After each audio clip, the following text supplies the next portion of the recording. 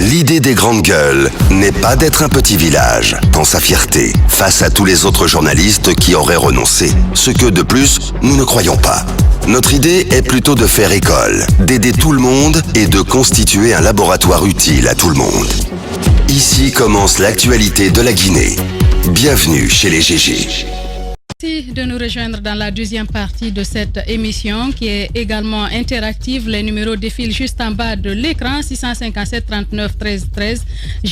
Hashtag espace GG, vous pouvez nous écrire. Nous allons nous faire le plaisir de lire ces messages. Merci à tous de nous écouter à l'international et de nous écouter aussi sur Fraternité FM du côté de Mamou. Une journée de bonheur offerte aux enfants vivant dans les orphelinats.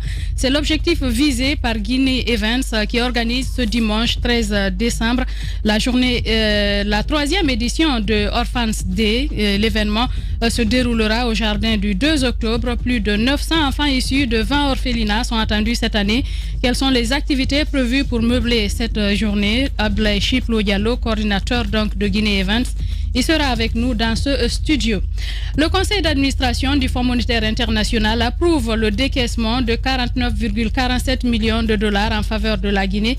L'accord au titre de la facilité élargie de crédit vise à assurer une croissance inclusive, forte et généralisée, ainsi qu'à réduire la pauvreté tout en préservant la stabilité macroéconomique. Si les résultats obtenus dans le cadre du programme appuyé par le FMI restent globalement satisfaisants, la Guinée fait face à d'importants risques de dégradation liés à la pandémie à coronavirus.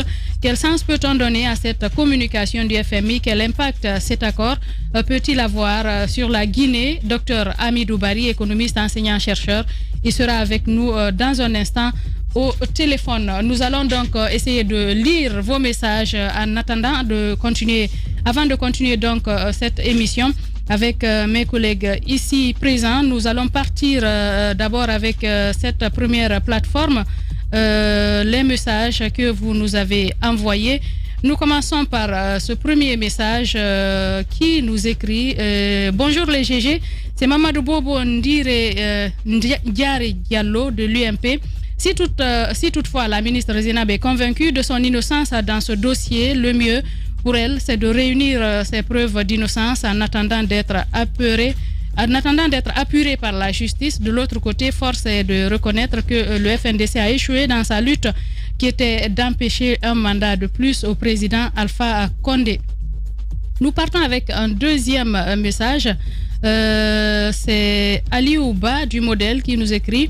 Bonjour Madame So, ce programme est une aide financière aux pays qui ont des difficultés prolongées de balance des paiements et de mobilisation de recettes intérieures.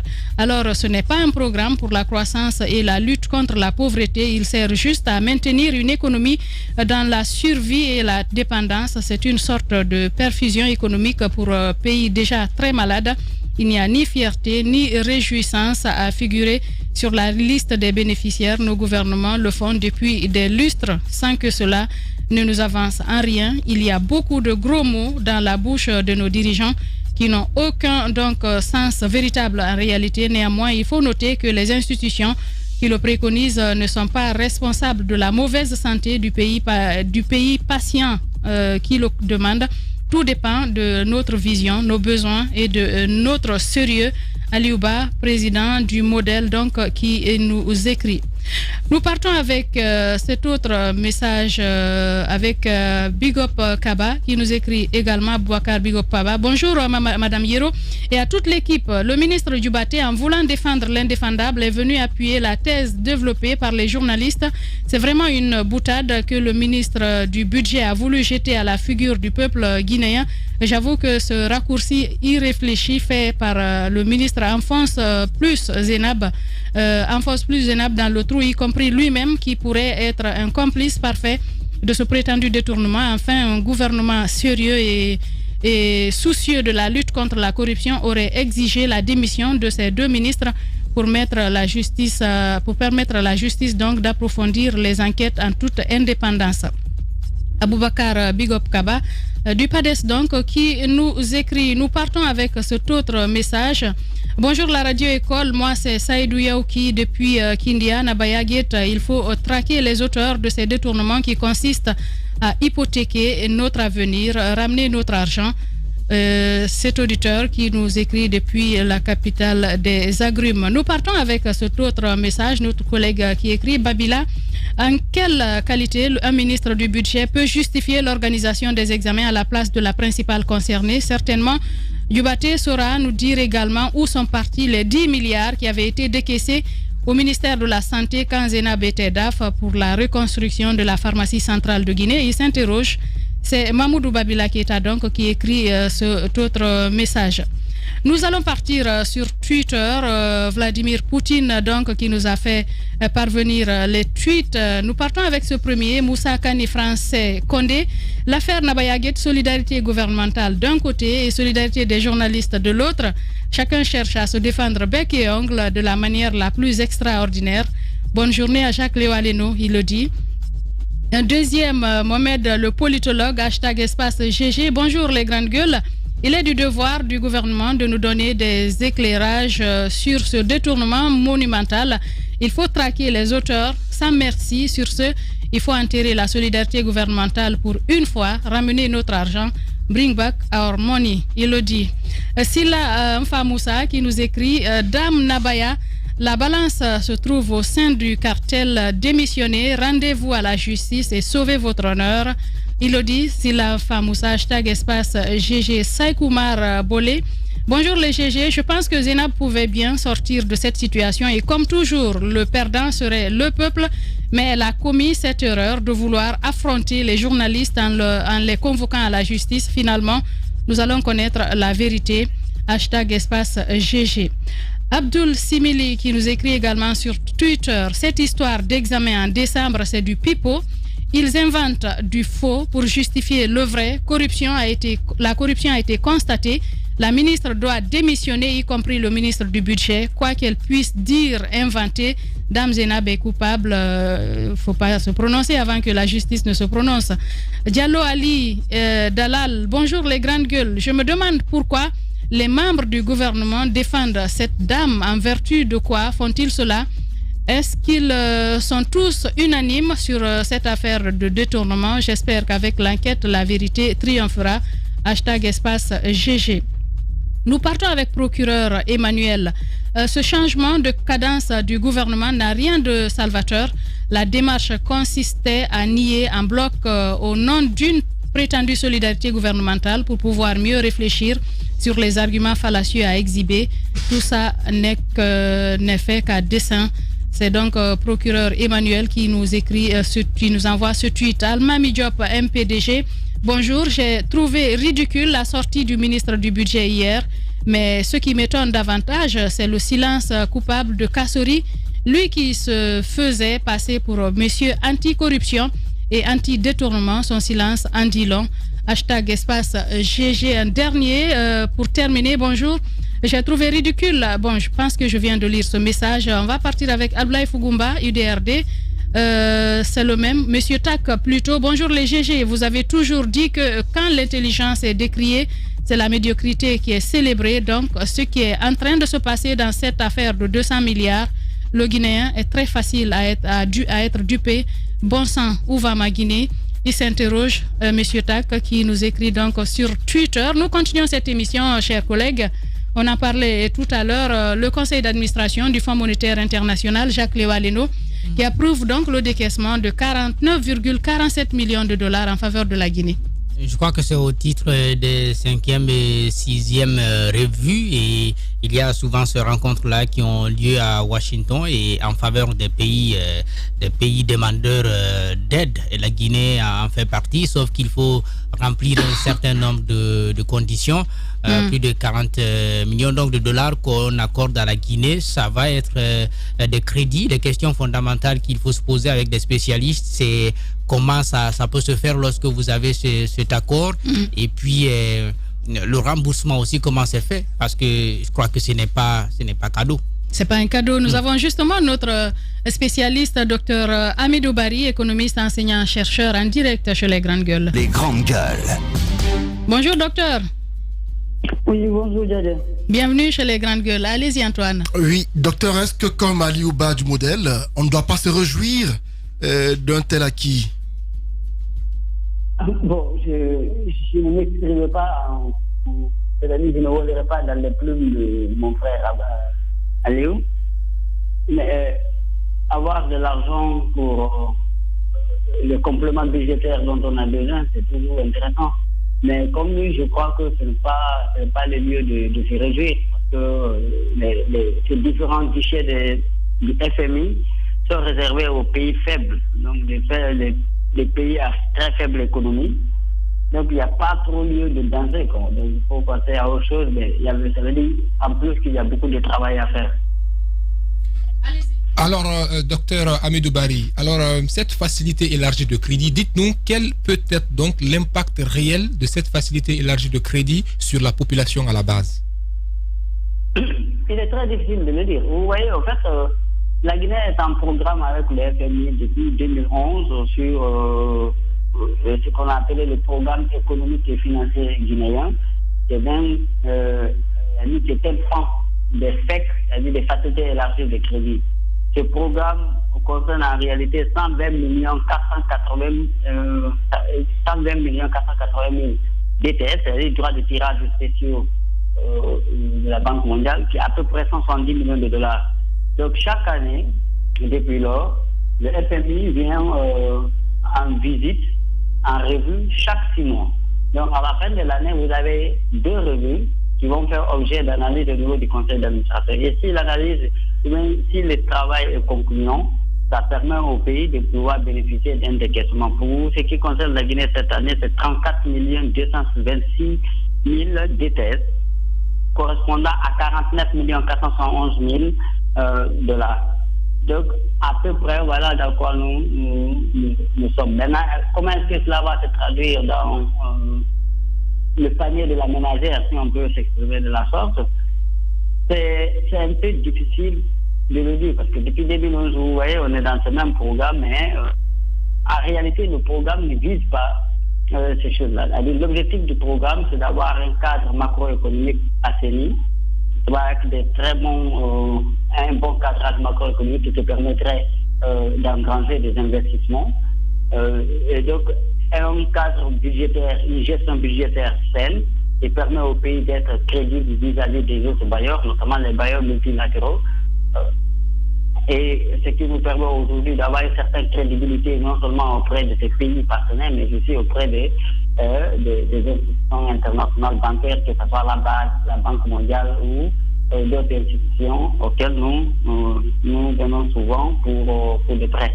Vous parlez de crédibilité, docteur, de crédibilité, de gestion monétaire saine par rapport aux bailleurs qui permettrait d'aider le pays à obtenir d'autres fonds. Quelles pourraient être les répercussions de ces prétendus détournements dont on parle par rapport à cette facilité? Est-ce que ça pourrait avoir un impact négatif pour la prochaine revue? Bon, est-ce que ça pourrait avoir un impact négatif? Certainement, mais il faut savoir que, vous savez, la Guinée a toujours été un pays, bon, vous vous rappelez du discours du Premier ministre lui-même devant les députés qui disait qu'il y a plus de 600 milliards qui sont perdus par an. Il y a quand même un contraste qu'il faut relever, c'est que chaque année, les classements au niveau de transparence internationale, c'est-à-dire l'indice de perception de la corruption, ou bien les indices de classement par rapport à la bonne gouvernance ou à la bonne gestion budgétaire de la Banque mondiale, la Guinée est très souvent mal notée. Maintenant, en fait, le FMI vise à accompagner les pays. Vous vous rappelez, pendant les crises, notamment pendant la transition, il y a un certain nombre d'éléments qui n'étaient pas présents, qui ne viennent pas faciliter la collaboration avec le FMI. Donc le FMI est là, c'est en réalité c'est le médecin des économies malades. Parce qu'il est souvent plus facile d'aider ces économies, de les amener à se conformer aux règles de bonne gouvernance que si on les laisse dériver, ce qui risquerait d'entraîner d'autres problèmes. La présence des FMI, par exemple, permet au pays de garantir sa capacité d'importation. Et comme vous connaissez un pays comme la Guinée, si nous n'avons pas la capacité d'importation, c'est-à-dire si l'État guinéen ne dispose pas oui, monsieur.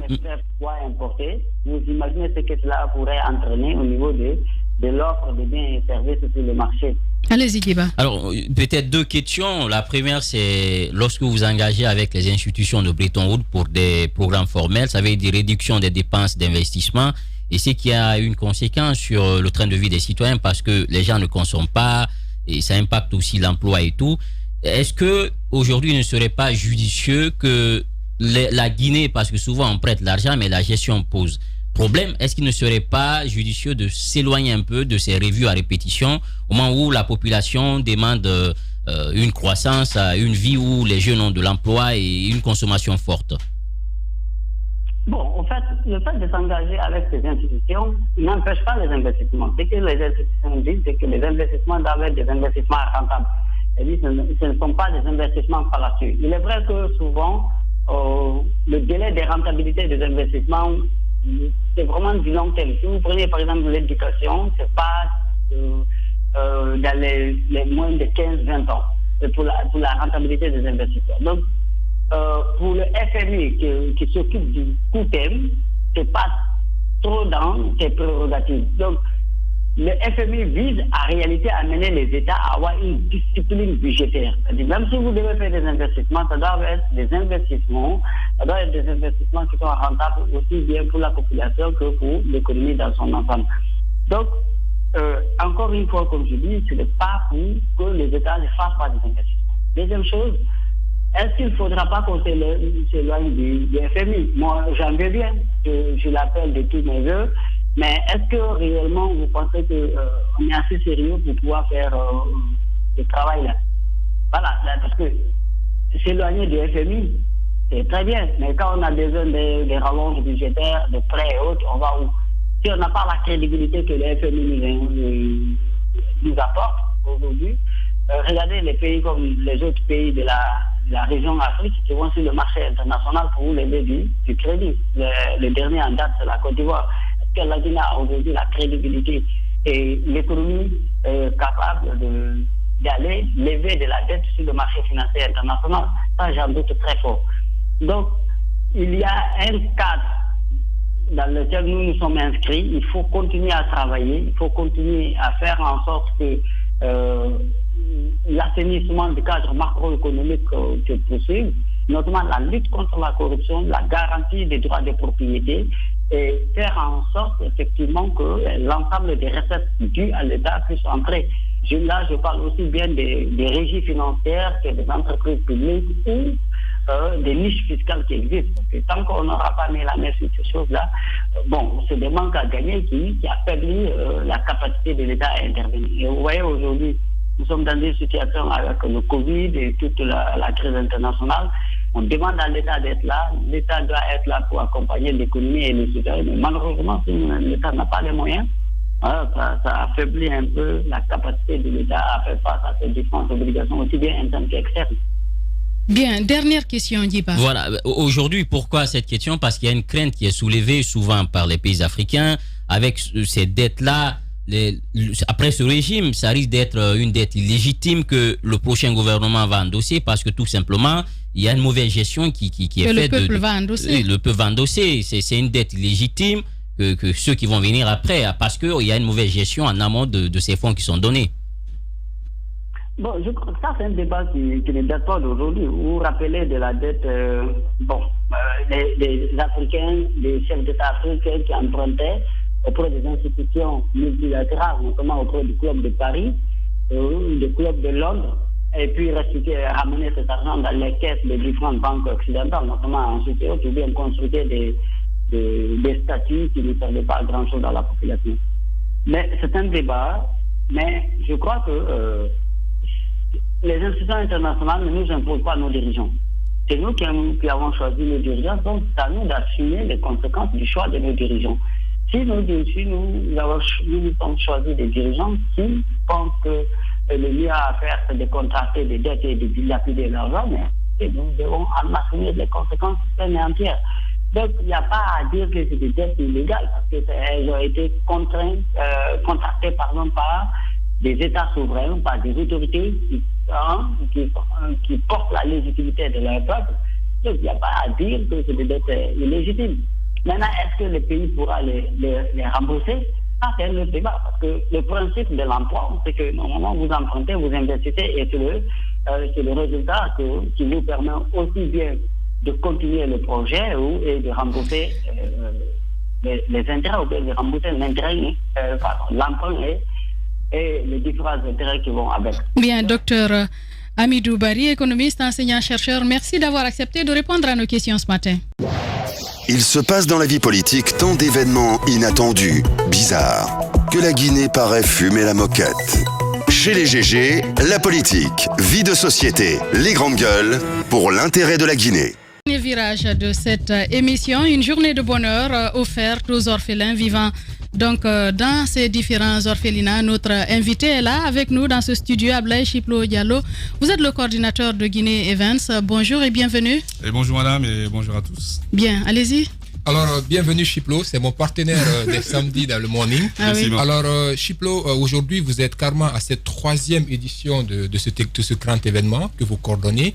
Dites-nous aujourd'hui, après les 2 premières éditions, quels sont les impacts que ces éditions ont eu plutôt sur ces enfants? Et ma deuxième question aussi, comment vous arrivez à organiser ces événements? Est-ce que vous avez un soutien derrière? Est-ce que vous n'avez pas? Comment vous faites pour surmonter ces difficultés au fait que vous êtes confrontés? D'accord. D'abord, merci pour l'invitation. Comme l'a dit madame, donc Orphans Day, c'est la journée des orphelins. Donc, c'est une journée qui est entièrement dédiée aux enfants qui vivent dans les orphelinats et centres sociaux de Guinée.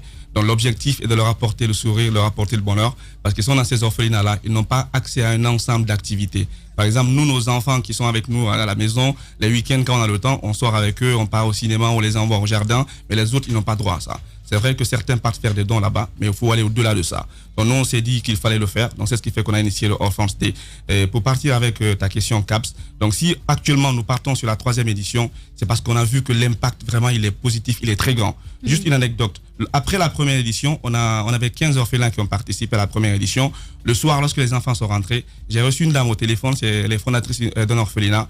Elle était presque à larmes. Parce qu'elle dit que ça fait 10 ans qu'elle a créé son orphelinat, mais elle n'a jamais vu les enfants heureux de la sorte. Parce que ce jour-là, ils ont mangé, ils sont amusés avec nous. On a envoyé les artistes ce jour-là, c'était Balamoussa qui a joué pour eux. On a récolté un maximum de dons qu'on a partagé entre eux. Donc nous, on se dit qu'il le faut. Donc l'impact, il est grand et les enfants ont besoin de ça aussi, au-delà de rester dans les orphelinats et de partir à l'école. Donc déjà, côté moins, c'est vrai que c'est pas facile de regrouper les enfants provenant de 20 orphelinats. Cette année, on part avec 20 orphelinats. L'année dernière, c'était avec 18. Donc c'est chaud, mais on remercie nos partenaires sans qui on n'allait pas être là aujourd'hui. D'abord, M. Guirassi, par exemple, qui nous offre la communication chaque année gratuitement sur tout le groupe. Braguiné qui offre la boisson. Traiteur Baïssa qui offre une partie de la nourriture. Donc nous, c'est ça. On part vers les gens. On leur dit, OK, dans ton domaine, dans ton secteur d'activité, qu'est-ce que tu peux faire pour les enfants? Donc ils sont nombreux comme ça. Sogibek, la Fondation Posmi, qui a mis le jardin à notre disposition. Donc on remercie vraiment tous nos partenaires parce qu'ils sont nombreux. Donc c'est comme ça on arrive. Avec la volonté, c'est vrai, mais aussi avec l'aide de beaucoup de personnes qui viennent dessus. Alors, c'est bien normal de sortir les enfants pour la réjouissance, mais derrière, il y a aussi leur éducation. C'est vrai qu'ils sont dans les orphelinats, il faut étudier. Ils ont besoin des matériels didactiques, ils ont besoin parfois des habits. Est-ce que cela aussi est inclus dans votre politique d'accompagnement de ces orphelins? Effectivement, c'est l'un des volets de cette activité. Ce qui fait qu'à la fin de l'activité, nous partageons tout ce que nous recevons comme don. L'éducation de ces enfants-là. On essaie d'ouvrir aussi côté parrainage. Il y a par exemple des personnes qui ont un peu de moins, qui essaient de parrainer des enfants. Imaginez, environ 1,5 million, tu peux parrainer un enfant toute l'année scolaire. C'est-à-dire, tu payes l'année scolaire, tout ce qui est lié à cet enfant-là, tu prends en charge.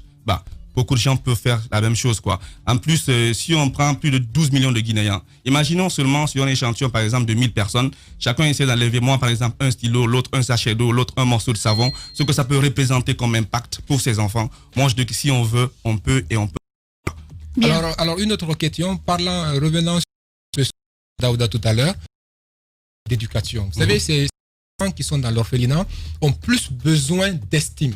D'estime d'eux-mêmes, d'amour propre, de bonne image d'eux-mêmes et surtout de confiance.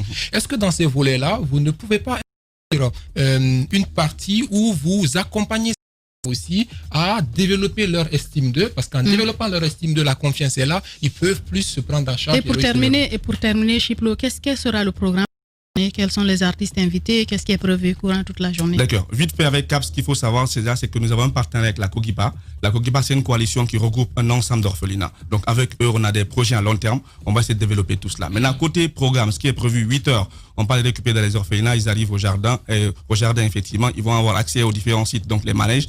Ils vont jouer, ils vont manger, ok. Après, on va essayer de distribuer les cadeaux et tout. Et côté artiste, cette année, grâce à Guinée Games, qui a essayé de prendre ce plateau-là en charge, et on le remercie. On a donc aussi Soul Banks, on a Mousto Camara, et on a aussi King Abdoulaye. Juste pour finir, c'est exceptionnel, un numéro pour toute personne qui veut venir travailler bénévolement avec nous et qui veut faire des dons, parce qu'il reste encore des choses à compléter, c'est le 620 13 29 13. 620 13 29 13. Abdoulaye Chiplo Diallo, merci d'avoir organisé cette journée pour donner ce sourire à ces enfants orphelins. On vous en prie. Allez, voilà, c'est comme ça qu'on se quitte au compte de ce numéro, le dernier de la semaine. Merci à Amadousso qui a conduit les sons du côté de la radio. Merci à toute l'équipe de la régie Cabinet Condé à qui nous souhaitons prompt rétablissement. Vladimir Poutine qui s'est battu comme un beau diable pour nous faire parvenir les tweets. Merci à Mamoudou Condé, à Alassane Diallo, l'homme de nuit. Merci à toute l'équipe, Mafata Sano, la joviale, et à tous les autres. C'était un plaisir de vous servir pendant toute cette semaine. Nous espérons vous retrouver la semaine prochaine avec d'autres numéros, d'autres informations.